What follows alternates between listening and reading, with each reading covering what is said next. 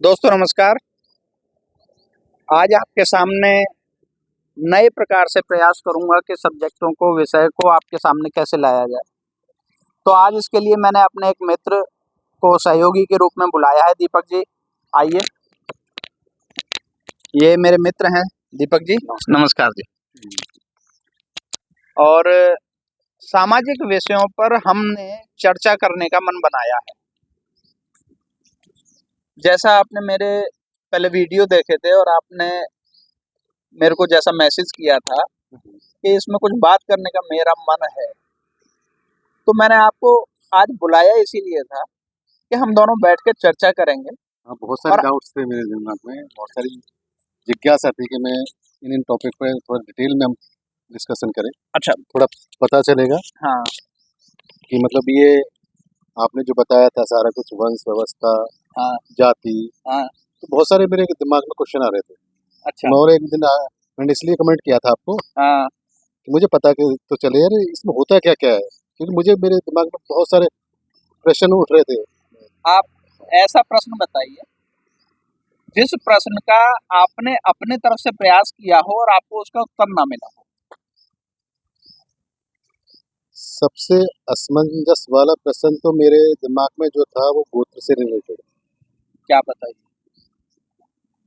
क्या जानना चाह रहे हैं? जैसे मैंने वीडियो में देखा आपके में, हाँ तो वहाँ पे अदर गोत्र की बात कर रहे थे, लेकिन मुझे एक चीज बताइए कि आपका नाम चौहान, सरनेम चौहान लगाया गया ठीक है। जो वंश से मिला था, ठीक है। ठीक है, हाँ जी। लेकिन गोत्र आपका चौहान तो नहीं होगा। नहीं है। तो डिफरेंट डिफरेंट गोत्र कैसे हैं, मतलब ये मतलब चौहानों में भी वो कैसे हैं, वो कहाँ से आए, ये मेरे दिमाग में बहुत बड़ा क्वेश्चन है। ऐसा है कि आपने जितने भी सरनेम देखे हैं, पहले सरनेम को हम और पीछे जाते हैं। हमारे जितने भी ऐतिहासिक ग्रंथ हैं, रामायण या महाभारत जो सबसे पुराने माने जाते हैं, आप मुझे बताइए किसी भी कैरेक्टर के नाम के साथ कोई सरनेम था? यदि उतने पीछे जाते हैं तो उसमें नहीं था। नहीं था ना। नहीं। इसका मतलब सरनेम जो है, उपनाम जो हम यूज करते हैं, वो हमारी वैदिक सभ्यता के अंग नहीं था सरनेम। और वो इसलिए नहीं था कि पहले कुल व्यवस्था चलती थी। अच्छा। कुल व्यवस्था में एक विज्ञान आज उसको जस्टिफाई करता है कि एक ही गोत्र में शादी करने वाले स्त्री पुरुष के संसर्ग से जो संतान उत्पत्ति होगी उसको जेनेटिक डिसऑर्डर की संभावना यानी अनुवांशिक विकार का डर होता है। तो वो जो गोत्र शब्द है, आपका क्वेश्चन को मैं ला रहा हूं नजदीक में।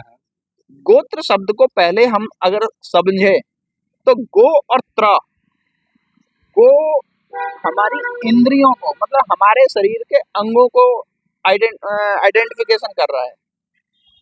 हमारे शरीर के इंद्रियों से रक्षा करने वाला, सॉरी, इंद्रियों के विकारों से रक्षा करने वाला त्र का शब्द है रक्षा करने वाला। अच्छा। त्र का मतलब जो है, ठीक है। इंद्रियों में होने वाले विकारों से रक्षा करने वाली व्यवस्था गोत्र व्यवस्था कहलाई गई, जिसको आज विज्ञान स्वीकारता है। लेकिन हमारे यहाँ यह व्यवस्था बहुत पुरानी है।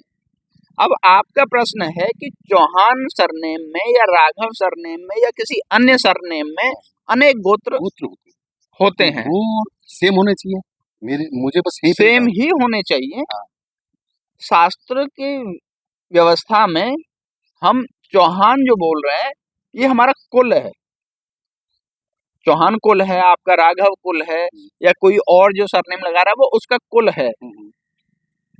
कहने समझने के लिए शास्त्र की विधा में ये ही हमारा गोत्र है।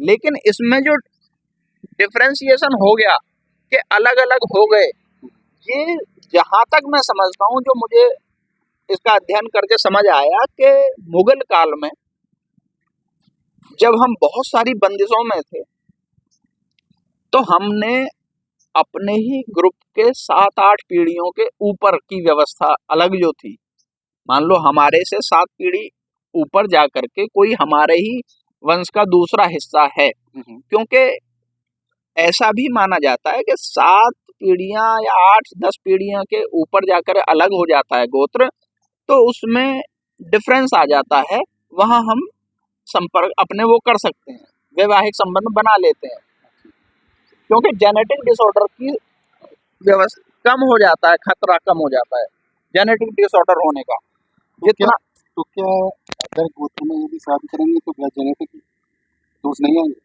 ये कैसे हम पुष्टि कर सकते हैं? ये क्वेश्चन मेरे दिमाग में नहीं आ रहा है कि दूसरे गोत्र में, यदि हम शादी करते हैं हाँ, तो क्या जेनेट मतलब वो ऐसा हमारे यहाँ होता है, हाँ, और यही इसी चीज ने हमारे यहाँ सरनेम के अंदर अलग अलग गोत्र कर दिए। हमारे यहाँ एक ही सरनेम में जैसे जितने भी नदियों के किनारे वाले चौहान हैं, हाँ, वो चौहान चौहानों में शादी करते हैं, तो गोत्र अलग करते हैं, लेकिन गोत्र का मतलब वो अपनी उस व्यवस्था को चला रहे हैं, लेकिन मजबूरी में जब हम मुगल काल में बंदिशों में थे, हम नहीं जा सकते थे दूर दूर, हम्म, तो हमने अपने ही 7-8 पीढ़ी दूर के जो परिवारीजन थे, दूसरे गांव में रहते थे, पड़ोस के गांव में रहते थे, लेकिन पीढ़ियां दूर हो गई। अब कहीं और जाने के बजाय हमने उनके साथ वैवाहिक संबंध बनाने शुरू कर दिए, गोत्र बचाया और शादियां कर ली, तो उसमें गोत्र बढ़ते चले गए। जैसे आज भी किसी बच्चे को, कोई बच्चा अनाथ हो गया है किसी भी प्राकृतिक आपदा में, अब उसको अपने पीछे का गोत्र नहीं पता है, पीछे का अपना वंश भी नहीं पता है, कुल भी नहीं, कुछ भी नहीं पता है, लेकिन जहां से वो अपना जीवन शुरू करेगा, वहीं से वो अपने कुल गोत्र वंश का नाम रखना शुरू कर देगा, और अपने बच्चों को ये कहेगा आपस में शादी मत करना। अब आपस में शादी नहीं करना, हाँ, क्योंकि जेनेटिक डिसऑर्डर हो जाएगा, तो उससे बचने के लिए उसका गोत्र वहां से चालू हो गया। तो ये गोत्र ऐसे करके डिफरेंस होते चले गए। भाई उस समय इतने युद्ध हुए, इतने लोग मरे, अब बहुत से लोग ऐसे हैं जिनको पता ही नहीं था कि हम किस घर से हैं, कहाँ से हैं, लेकिन व्यवस्थाएं तो आगे बढ़ानी है ना, और उस चीज से बचना भी है। भाई बहनों की शादी क्यों नहीं होती है? जेनेटिक डिसऑर्डर की वजह से। तो ये तो गोत्र की हो गई, समझता हूँ कि आप, हाँ, मुझे हाँ, थोड़ी अंडरस्टैंडिंग हो रही है कि इसमें से बहुत डिफरेंट डिफरेंट गोत्र निकल के आए गोत्र डिफरेंट होने लगे, यादव यादवों में करते हैं, और सरनेम यूज करने वाले लोग अलग।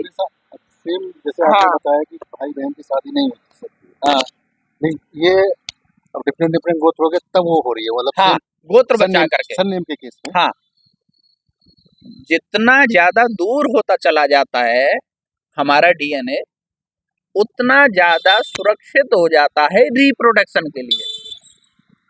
हम जो कुल व्यवस्था है वो हमें इस चीज को बाउंड करती है कि भाई आप अपने कुल में शादी मत करो, क्योंकि जेनेटिक डिसऑर्डर होगा, और जैसे जैसे कुल वंश दूर होते चले जाते हैं, वैसे वैसे जेनेटिक डिसऑर्डर होने के चांस कम होते चले जाते हैं। तो ये माना जाता है कि 7-8-10 पीढ़ी पहले जो परिवार की लाइन अलग हो गई, हम उनके साथ कर सकते हैं, लेकिन मजबूरी में, जब कहीं कोई व्यवस्था नहीं है तो मजबूरी में। तो मुगल काल में बंदिशें थी, बहुत कुछ व्यवस्थाएं ऐसी थी, ऐसा भी हुआ है कि दिन में शादियां होना बंद हो गई, रात में होने लगी, वो भी डर से। तो उस चीज ने गोत्रों को बांट दिया, बहुत गोत्र कर दिए। अब इसके अलावा अब आपके मन में कोई और ऐसा जाति हाँ, वर्ण व्यवस्था हाँ, मेरे दिमाग में एक और मेरे दिमाग में प्रश्न आ रहा है कि जैसे मैंने लास्ट वीडियो देखा था आपका, उसमें लिखा था कि जाति है वो अलग अलग कर्म के हिसाब से आपने बांट दी थी, तो क्या जैसे मेरी जाति जो है उसके हिसाब से क्या हम जो है अदर कास्ट में शादी कर सकते हैं क्या? हाँ जी, बिल्कुल बिल्कुल कर सकते अच्छा, हैं। आपके ले, शास्त्रों ने, लेकिन गोत्र तो उनका अलग ही होगा वैसे तो, बिल्कुल होगा। सिंपल। हाँ तो वो चलो चीज मैच खाती है, हाँ। लेकिन समाज के हिसाब से हम्म। तो वो देखा जाए तो वहाँ पे थोड़ी सी। रूढ़ियों के हिसाब से, समाज के नहीं, अच्छा। रूढ़ियों के हिसाब से तो मुझे जिन परंपराओं को हम अपनाते जा रहे हैं। हाँ, आपने देखा होगा बहुत से वैवाहिक समारोह जब होते हैं, उनमें बहुत से काम हम ऐसे कर रहे होते हैं जिनको हम जानते नहीं है कि ये काम क्यों हो रहे हैं, लेकिन बड़े बूढ़े सब कहते हैं यार होता चला आया है तुम्हें करना है। हम कुछ हाँ, चीजें अडॉप्ट करते हैं अपने पेरेंट्स से, अपनी सोसाइटी से। अडॉप्शन होता है, वो जानते नहीं है। तो ऐसे ही जातियों का भी कुछ ऐसा ही व्यवस्थाएं हो गई हैं कि हम उसमें फंस गए हैं, रूढ़ियों में। अच्छा अच्छा। अगर आप इसको शास्त्रोक्त जाते हैं तो आपकी कुल वंश व्यवस्था जो है वो केवल यही इंडिकेट करती है कि आप अपने में छोड़ दीजिए, अपने ग्रुप को छोड़ के, अपने कुल वंश गोत्र को छोड़ के आप जितना दूर शादी करेंगे उतना आपका डीएनए स्ट्रांग होगा, अच्छा। उतना डीएनए ज्यादा स्ट्रांग होगा। लेकिन सजातीय होने क्यों लगे? अब भाई ये प्रश्न हाँ उठेगा हाँ, ही ये कि यही। सजातीय होने हाँ, क्यों लगे। यही मेरे दिमाग में हाँ, मेरे प्राय दूसरे इसीलिए था। हम मनुष्य क्या है, स्वार्थी हैं। हम अपने स्वार्थ के कारण बहुत सी व्यवस्थाओं को बदलने का प्रयास करते हैं। ठीक है, उसी में अगर मैं इस प्रश्न का उत्तर दूं तो उससे पहले आपको ये समझना होगा कि सजातीय विवाह हुए क्यों। भाई क्यों करने लगे? हाँ हाँ। जाति इंडिकेट करती है आपके आजीविका के लिए किए जाने वाले कार्य को। कोई भी जाति है, वो जाति आप आजीविका के लिए, परिवार के पालन पोषण के लिए क्या काम करते हैं, उससे आपकी जाति का भान होता है, परिचय होता है। एक समय था कि हम हजारों वर्ष तक, सैकड़ों वर्षों तक एक जैसा ही पारंपरिक काम करते चले गए।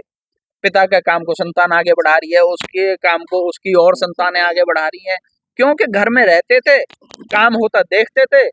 जब तक परिवार संभालने के लायक हुए तब तक स्किल परफेक्शन हो गए, परफेक्शन स्किल हो गई। तो अब उसमें एक चीज और हमारे मन में स्वार्थ आया कि मेरे आने वाली संतान मुझसे अच्छी परफेक्शन स्किल उसके अंदर हो, मुझसे अच्छी योद्धा हो, मुझसे अच्छी वेद पाठी हो, मुझसे अच्छी कर्मकांडी हो, मुझसे अच्छा लकड़ी का काम करने वाले बने, मुझसे अच्छी जो लोहार का काम करने वाला बने। जो भी काम मैं करता हूँ उसमें मेरी संतान मुझसे अच्छा परफॉर्मेंस करे। क्योंकि हम ये जानते थे कि कुछ चीजें जेनेटिक ट्रांसफर माता पिता की होती हैं संतान में। तो मेरे लालच ने कहा कि परफेक्शन ऑफ स्किल तब आएगा जब मैं किसी ऐसे जीवन साथी को चुनूं जो जीवन साथी ऐसे ही परिवार से आए जैसा काम मैं करता हूं। यानी आजीविका के लिए किए जाने वाले एक जैसे कार्य को करने वाले लोगों का जो समूह, जिसको जाति कहा गया, मैंने वैसे ही परिवार से अपना जीवन साथी चुना। तो जो मेरी आने वाली संतान है, वो चाहे नाना के घर जाए चाहे मेरे घर रहे, उसको एक जैसा काम होते हुए दिखाई देगा। और वो उस काम को देखते देखते बच्चा बड़ा होगा और उसके अंदर परफेक्शन मुझसे ज्यादा आ जाएगी। कुछ हैबिट्स, कुछ आदतें, कुछ चीजें माता पिता से जेनेटिक बच्चे में ट्रांसफर होती हैं, कुछ आदतें होती हैं। बहुत सी बार आपने देखा होगा, कहते हैं ये तो बिल्कुल अपने बाप के चाल चलन चल रहा है, ये तो बिल्कुल अपने माँ के जैसे बात कर रहा है। तो वो चीजें परफेक्शन ऑफ स्किल की तरफ हमें ले जाती हैं, हमारे लालच को वो पुष्ट करती हैं, इसलिए सजातीय विवाह होने आरंभ हुए। दूसरा एक और कारण, सोशल सिक्योरिटी। मैं यदि किसी परिवार से संबंध बना रहा हूं तो उस परिवार का आर्थिक स्थिति क्या है, मानसिक स्थिति क्या है, व्यवहारिक स्थिति क्या है, सामाजिक स्थिति क्या है, उस सब की मुझे जानकारी होनी चाहिए, ताकि हमारी संतानों को आपस में एक दूसरे से घुलने मिलने में और परिवारों के साथ बैठने में संकोच ना हो या किसी प्रकार की कोई कठिनाई ना आए। उस सोशल सिक्योरिटी की वजह से सजातीय विवाह चालू हुए, इसलिए हम जातियों में विवाह अपनियों में करने लगे और उसके हैबिचुअल हो गए, क्योंकि परंपरागत हम सैकड़ों वर्षों तक करते चले गए। हाँ हाँ हाँ। लेकिन वैज्ञानिक अगर हम उसका दृष्टिकोण देखते हैं तो केवल आपको अपना कुल बचाना है और आप दुनिया जहान में शादी कीजिए, आप स्वतंत्र हैं। तो जैसे हमारा शुरू से जो पूर्वजों के से या फिर मेरे बाबा या पिताजी से जो मुझे मिला है, उस हिसाब से तो हम जो है राजपूत हैं, ठीक है। लेकिन क्या हम ब्राह्मण कहलाए जा सकते हैं? आप कुल जो आप कह रहे हैं वो कुल आपका राघव है, ठीक है। आप राजपूत शब्द को अगर समझेंगे तो राज मतलब राजा का जो बच्चा है उसी को राजपूत कहा गया है। आप राजा तो नहीं है, नहीं। तो आप राजपूत नहीं है। रही बात क्षत्रिय होने की, जब आप गुण कर्म स्वभाव तीनों का संयोजन होता है, जाति में केवल आपके आजीविका के काम से पहचान होती है कि आप किस जाति से हैं, लेकिन वर्ण में आपके गुण कर्म और स्वभाव तीनों का कॉम्बिनेशन होता है। समाज के लोग, हमारे रिश्तेदार हो गए, हमारे मित्रगण हो गए, अन्य लोग, इसमें तो समाज इसे एक्सेप्ट ही नहीं करता। यदि यदि आप जैसे कह रहे हो, हाँ जी, यदि समाज के हिसाब से देखा जाए तो आज के समाज में आप बात देखेंगे कि ब्राह्मण, मैंने ऐसा भी देखा है कि उनका कर्म कुछ और ही था लेकिन ये ब्राह्मण भी बने हैं, ऐसा भी मैंने देखा है। तो वो कैसे? देखिए कोई भी बीमारी है, चाहे हमारे शरीर की हो या समाज की हो, हमें उस बीमारी को समझने के लिए सही से डायग्नोज करना पड़ता है।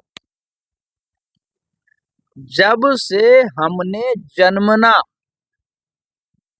कर्मणा नहीं, जन्मना चीजों को एक्सेप्ट करना शुरू कर दिया, सामाजिक चीजों को, जैसे वर्ण व्यवस्था है, तो लोग प्राउड करते हैं कि मैं क्षत्रिय हूं या मैं ब्राह्मण हूं। वो प्राउड किस चीज से पैदा होता है? जन्म से। क्या आप जिस कुल में पैदा हो गए वो प्राउड का मोमेंट है? नहीं। या आपके कुल में पैदा होने वाले व्यक्ति का कर्म है? कर्म है ना। भाई मैं किसी भी कुल में पैदा हुआ, मैंने कोई ऐसा काम कर दिया जो समाज में स्वीकार्य नहीं है, तो मेरा कुल कलंकित हो गया। और मैंने कोई ऐसा कार्य कर दिया कि समाज उसको वाहवाही कर रहा है, तो मेरा कुल गौरवान्वित हो गया। तो वो हुआ किससे? मेरे कुल के कारण या मेरे कर्म के कारण? कर्म के कारण ना।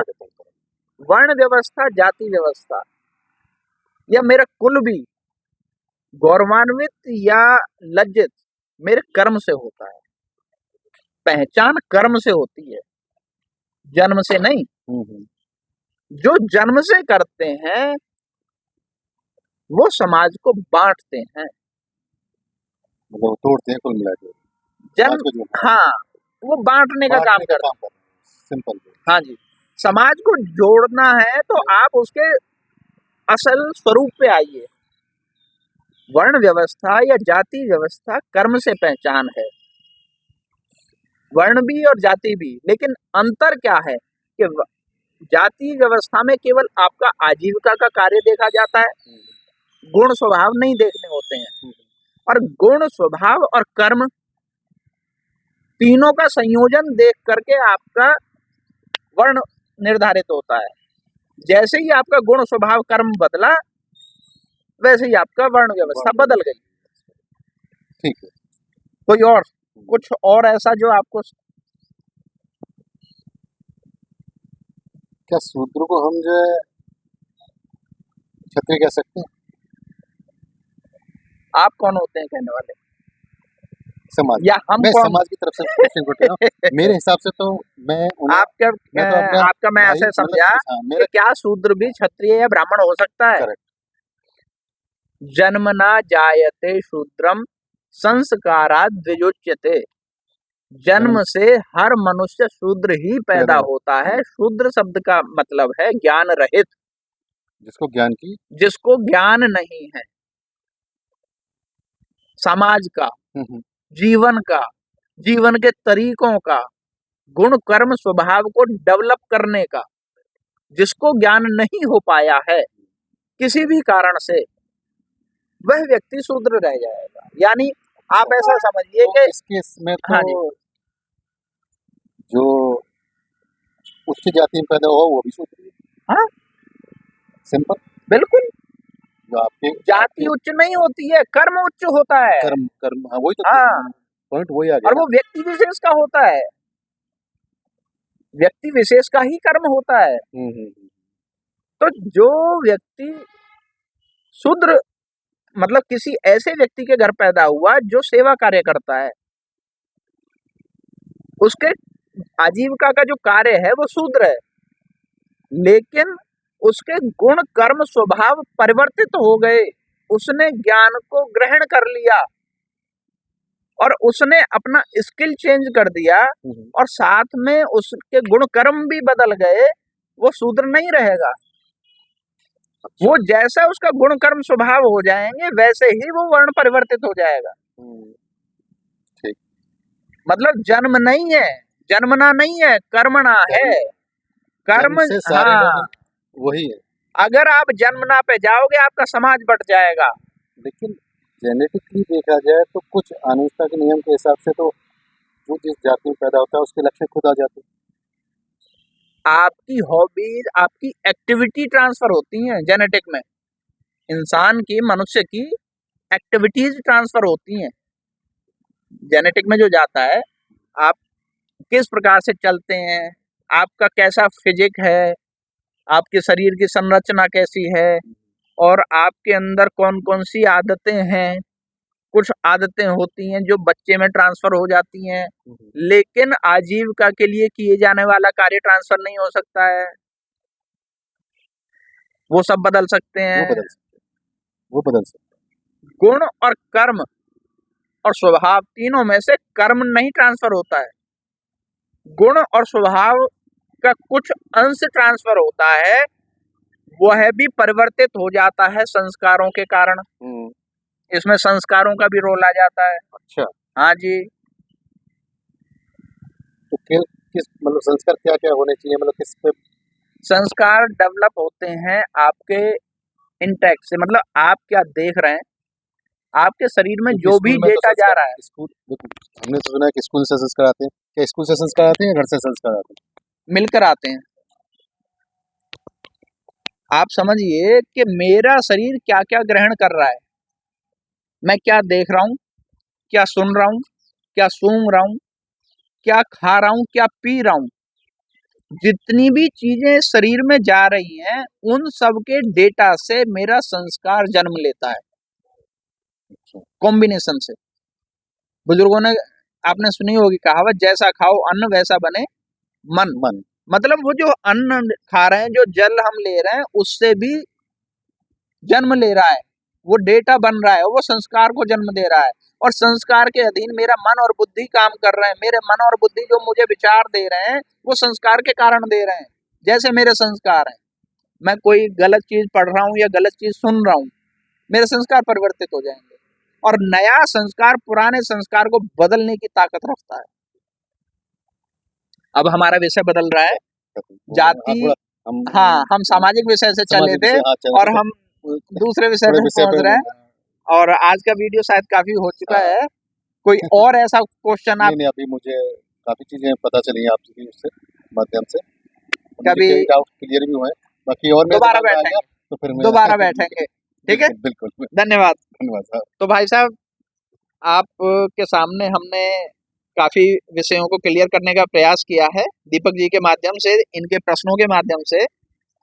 और आपको यदि इनमें कोई और प्रश्न आपके मन में आ रहा है तो आप कमेंट सेक्शन में अपना कमेंट भेजें, हम प्रयास करेंगे कि आपको उसका उचित जवाब मिले।